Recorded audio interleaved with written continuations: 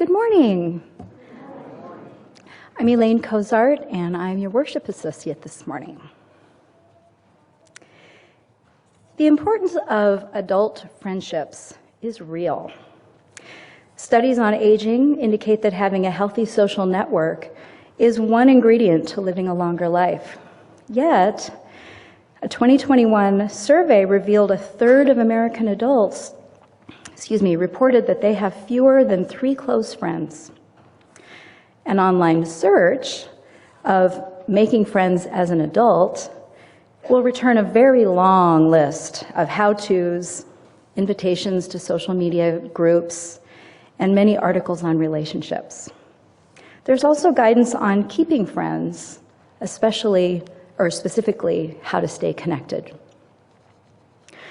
Sometimes I really want to connect with a friend who maybe I haven't spoken with in a while, but the stories happen in my head, right? Oh, now isn't a good time. Maybe they're making dinner. And sometimes those stories in my head might hold me back. But making contact feels really good, whether it's to schedule a coffee date or simply to check in with someone just because I was thinking about them. Getting that friend on the phone or interacting in a text message even can be satisfying and comforting. For me, that contact, however brief, leaves me feeling like another bond to our friendship has been made. My husband, Steve, our 2 kids, and I moved back to Oregon from Seattle in 2013, and we left behind a pretty strong friend network in order to be here to help care for aging parents. Leaving those friends was so hard, and even harder was making new friends as an adult. Don't get me wrong, it's really good to be here with our families, and we spent so many years in Seattle away from our family. But I really missed my friends. Since I worked from home, I didn't have an office environment as a social resource, so I signed up to volunteer at our kids' schools to get to know other parents. And I thought about that period in my life recently when I was reading Michelle Obama's book, The Light We Carry. And in that book, she describes really well the awkwardness that she felt when she was trying to make friends after moving to the White House. Essentially, you start out by casually making eye contact with someone across the room, someone who you think appears to be interesting. If you're successful, you approach that person, not too eagerly, and strike up a conversation. If you get the courage and you sense interest is coming from the other person, then you get to schedule that coffee date, but not too eagerly. So when we moved here, our kids were in the 4th and 7th grades, and at those ages, moms groups seemed really content with their circles and a little bit less welcoming of newcomers. When the aforementioned strategies didn't work, I attempted to get to know parents by coordinating playdates for the younger kid and get-togethers for the middle schooler. The parents were friendly, and I still have a friendly wave and hello in the grocery store, but we just did not make those strong connections. I'm so grateful that during that time, we also joined this congregation. And of course, friendships weren't immediate, but we gradually got to know other families, and I developed strong ties with other adults that I volunteered with. Even now, 10 years later, I still connect with my friends in Seattle as often as possible. Some of those friends I share my innermost thoughts with. But there are others whose connection is really more tied to activities or interests. One of my friend groups, we refer to ourselves as the Nomies, and that's a story for another time, is made up of 9 of us, women from the neighborhood that we lived in. And the group was kind of created from a common interest in either cross-country skiing or getting a little time away from our kids. Our kids were all pretty young. Our kids were all pretty young when we started an annual girls' weekend, and it's been a standing event every year. Some of us refer to it as a ski weekend with girlfriends, and some of us refer to it as a girls' weekend where skiing might be an activity. Next weekend will mark our 16th or 17th year. What's interesting to me is that one-on-one, of the 9 of us, I'm really only close with 1 of the women, and on a one-on-one basis.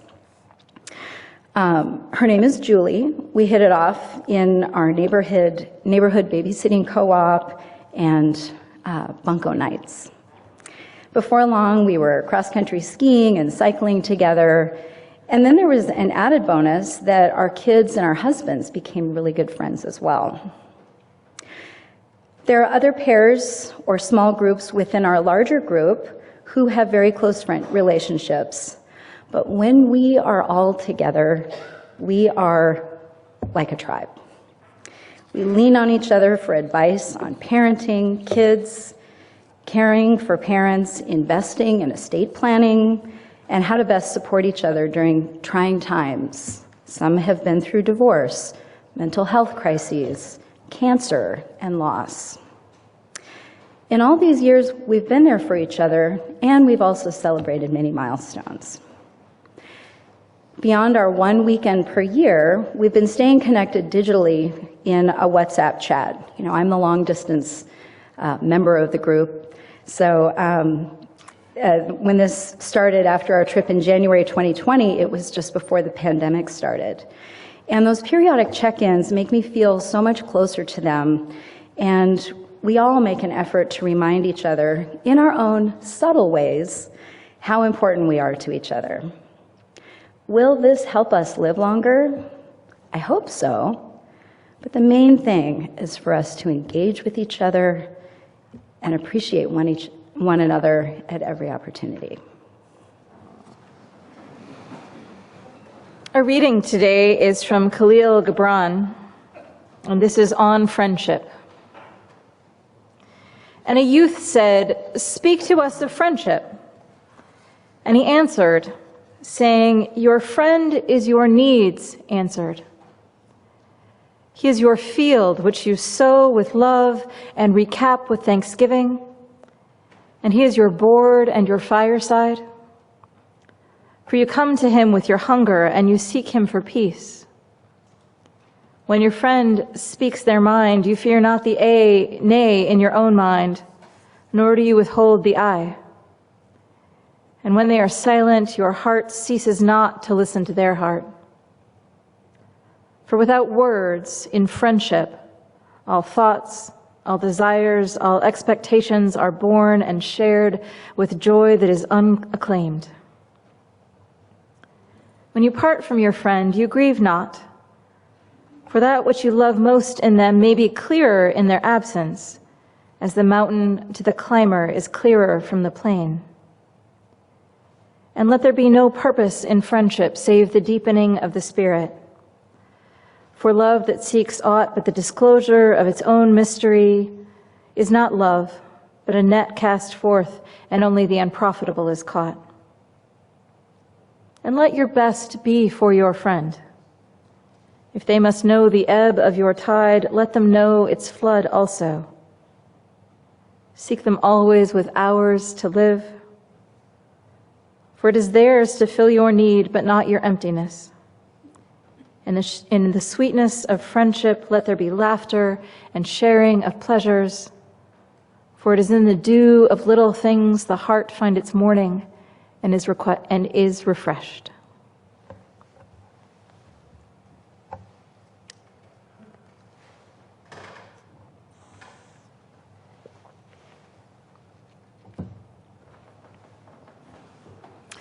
When I lived in Rhode Island, I needed friends. My then wife Jill and I had moved across the country, and I was newly pregnant. We tried different religious communities, and nothing really took. We had a few friends who Jill knew through work, and that was helpful. We joined a lesbian moms group, and that was really helpful. But the moment when everything clicked was when I met Dutch and her daughter Samara on the playground when Mika was a toddler. The Boston Globe published an article that year about what they called mommy flirting, which sounds kind of weird 25 years later, but really meant that way that moms could be parents in general, but patriarchy makes it more fraught for dads, let's face it. Desperate for some adult conversation, look for other compatible parents and use the standard mom pickup line, "How old is your kiddo?" Dutch and I hit it off. Somehow we struck the right balance of compatible parenting styles, similar political beliefs, and a willingness to both talk about the sale at Baby Gap, but to talk more about other things. Crucially, our kids loved each other too. Samara was 6 months younger than Mika, and for some reason none of us ever figured out, always called her Ta. Jill and I both liked Dutch and her husband Brian, and for the last 2 years we were in Rhode Island. We celebrated every holiday together, and we traded babysitting, and we socialized regularly. They were the place that I dropped Mika off at 4 a.m. on Tuesday when I went to give birth to Marcella on September 11th, 2001, which happened to be Mika and Samara's first day at preschool. That was a busy day. Dutch watched both girls when I went back to my college classes the next week and even nursed Marcella. That is how close we were. There were a lot of reasons we moved back to Portland 4 months after Marcella was born. But honestly, the straw that broke the camel's back was that 6 weeks after Marcella was born, Dutch and Brian decided to move back to St. Paul, which was their hometown, because Brian got a job as a firefighter. I learned some important things from that friendship. That a little risk of being awkward to let a new friend know that you like them and want to spend time together is a risk worth taking. That geographical proximity and time spent together is really, really helpful, especially when cementing a new bond. And perhaps most important and sometimes hardest is that sometimes friends make better family than family does. Both Dutch and Brian and Jill and I moved back to where our families were because we thought that that would be better for our kids. And I think honestly, we were both surprised and kind of hurt to realize that our families didn't want to be in our kids' lives nearly as much as each other did. Now, I have a good relationship with my family. This is not a slight on my family. But I'd hope that maybe my parents would take my kids for a week during the summer, that they might want to spend more time with them. Or that my sister, who had older stepkids that didn't live with them, would really want to get to know my children. And that didn't happen, ever, really. And there were some reasons. But the fact is that the adults that my kids are closest to are my friends, not my family. One of the things that I am the most grateful for is that I have a really strong network of friendships. I have a really broad network of folks that I call friends, lots of UU ministers, folks that I've sung with or gone to school with or known in many, many other ways. But I also have a core group of about a dozen local people who are some of my best friends, my friends who are family. People who have mutually decided that we do not need to clean our houses before having the others over for dinner. I have a best friend, Darby, who has often been my person to contact in case of emergency. The girls and I have celebrated Jewish holidays and camped nearly every summer with Tom and Rivka, who I've known for 30 years. My college housemate, John, and his wife, Mary, their daughter, Em, considers me a mentor. I don't take this for granted. As a person who has been divorced twice, I have realized the importance of nurturing these relationships. When times are good or bad, happy or sad. Because if you drop all your friendships when you're in a relationship, then they aren't there when you need them or want them. It doesn't take that much to nurture friendships. It can be as simple as an occasional text to check in, like Elaine was saying. I also really like to have birthday parties, not so much because I need to celebrate my birthday, but because it's a really good excuse to get my friends together. But how does one make friends in the first place? It seemed easier as kids, though not quite as much as we sometimes think. As the new girl, I remember that my strategy was to find some girls who seemed nice, not too flashy, kind, smart, and then literally just kind of hover around until they accepted me. Maybe it wasn't the best strategy. It did work when I was 11. College or the military puts you in contact with a whole bunch of other people your age who are all going through some of the same things you are, and you're together all the time, and it's no wonder that some of our best friendships begin there. But as an adult, it can be a lot harder. We have more individual responsibilities, jobs and homes and kids and caretaking. Our lives are much more isolated than they used to be. Small wonder our Facebook friends seem more real to us than the people we actually live near. And those Facebook friends are real, don't get me wrong.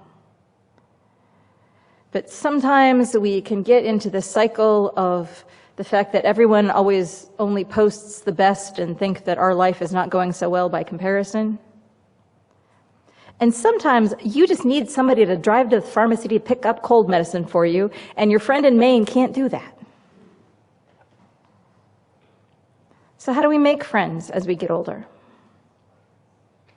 Well, the good news is you're doing something right for that right now.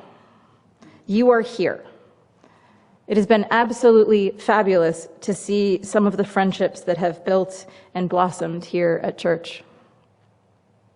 Anna and Anne-Marie, who used to sit right over there, and Anna and Charles, Robin and Richard, Sheila and Louisa and Sally and Ellen and Joan. I remember someone telling me that the first time they were here, Pat Parker invited them to lunch, and they just kept going every week.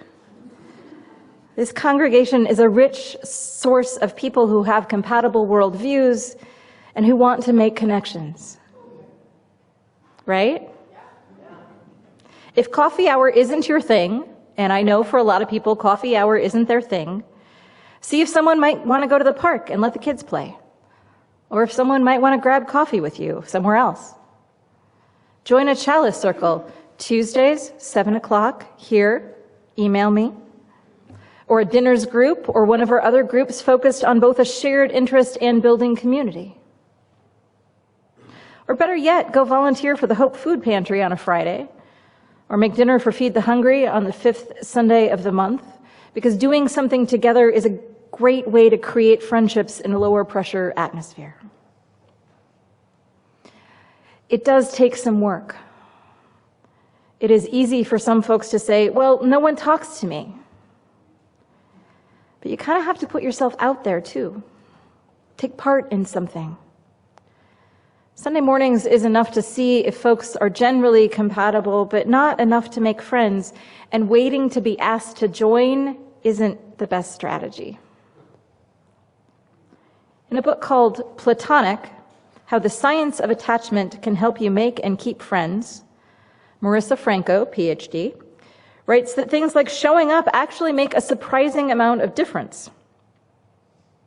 She wrote about a study that they did where they had people show up into a class 0 times or 5 times or 10 times or 15 times. They never talked to anybody, but when they asked people in the class like whether or not they liked somebody, the people who showed up the most often were the ones that they liked. She writes, get out there and meet people by doing things together. But she also writes about this trick that I never really thought about. She says, research finds that people who assume that they'll be rejected when circumstances are ambiguous, like someone is quieter than usual, tend to withdraw and become cold, ultimately pushing others away and willing the rejection they fear. When researchers, however, told people that they'd be accepted when entering a group, even when that wasn't true, they shared more, they disagreed less, and they were more positive, ultimately making the premonition come true. Danu Anthony Stinson, a psychology professor at the University of Waterloo, and her colleagues remarked that if people expect acceptance, they will behave warmly, which will in turn lead other people to accept them. And if they expect rejection, they'll behave coldly, which will lead to less acceptance. It sounds basic and a little silly, but honestly, if you expect people to like you, they are more likely to like you. Franco wrote of a really friendly woman, and she asked her secret. Everybody liked this person. And she said her mother told her that everybody wants to be your friend. They're just waiting for you to initiate it. Does that make some sense? Yeah? We talked last week about how almost a quarter of Americans say they don't have a single close friend. We might think that everyone has all the friends they need, and so we're just this extra third wheel, but that's not true. Franco writes, so many of us are waiting for someone else to initiate with us. But according to one study, when people viewed friendships as happening without effort, they were lonelier years later. When they viewed friendships as taking effort, they were less lonely. I've been guilty of this before. Remember those churches I went to in Rhode Island where I felt like nobody talked to us? How many of those people did I talk to first? And I know it's real. And it breaks my heart when someone says, no one talks to me in coffee hour. I guess nobody likes me. If you want to make friends, you have to make the first step. And maybe that's not coffee hour. Coffee hour can be overwhelming for some people. I understand that. But if you find a smaller group, it might be easier to reach out to someone. And if you assume that people like you, it might be easier to reach out. Franco also talks about overt avoidance, which is the staying home and never going anywhere in the first place, but also covert avoidance, where you go someplace, but you only stare at your phone, or you only say hi to the one person you know. She suggests practicing, and I suggest that church is a great place to practice. Hi, I'm Marcia. Have you been coming here long? Wasn't that a great postlude? Something I tell the worship associates all the time is, everyone likes you and wants you to do well. No one is waiting for you to fail. Everyone wants you to succeed. And it is true. In my 9 years with this congregation, no one has ever approached me and said, boy, that was a really bad reflection. Nope. They always say nice things. Worst case scenario, they don't say anything at all. Everyone likes you and wants you to do well. At coffee hour, everyone likes you and wants you to do well. Another great way to make a new friend, or at least a more friendly neighbor, ask someone to help you with something. I'm sure research shows this, but my anecdotal evidence also shows this. I bought a gas grill that I couldn't get out of my car by myself safely, and so I asked my neighbor Chad. I literally walked up, he was sitting in his car in front of his house, and I knocked on the window. I was that forward. And I said, hi, would you mind giving me a hand getting my new grill out of my car? And he said, sure. He was happy to help. It took under 2 minutes, and then we chatted. We're not besties, but I know that if I need something, I could ask him or his husband, David. That one interaction led us to having friendly interactions often when we see each other outside. It is good to have friendly acquaintances, too. Okay, so what have we learned so far? Friends are important. You have to take some risks to find friends. You have to nurture friendships by putting some time and energy into them. Great way to do this is by asking a friend if they want to run an errand with you. Hey, I need to go to the grocery store, or I have to return this, or pick up my kid. Do you want to join me? Is a great, low stakes, no cost way to spend time together. Assume people like you. Initiate contact. Pay attention to folks when you do initiate contact. Share something positive. Hey, that's a great sweater. I loved your reflection. It was really meaningful to me. Thank you. I always look forward to seeing you at church.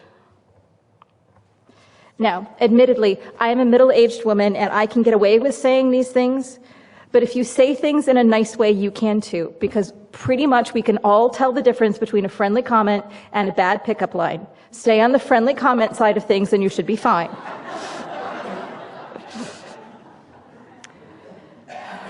As families get smaller, more and more of us will be facing the fact that we may not have children and grandchildren to take care of us as we age. We may rely more on friends. And pay attention to your friendships, or you may wake up one morning and discover that they've faded away. Be brave. And if you need to, quote Al Franklin as Stuart Smalley, "I'm good enough, I'm smart enough, and doggone it, people like me." And they will. May it be so. Blessed be, and amen.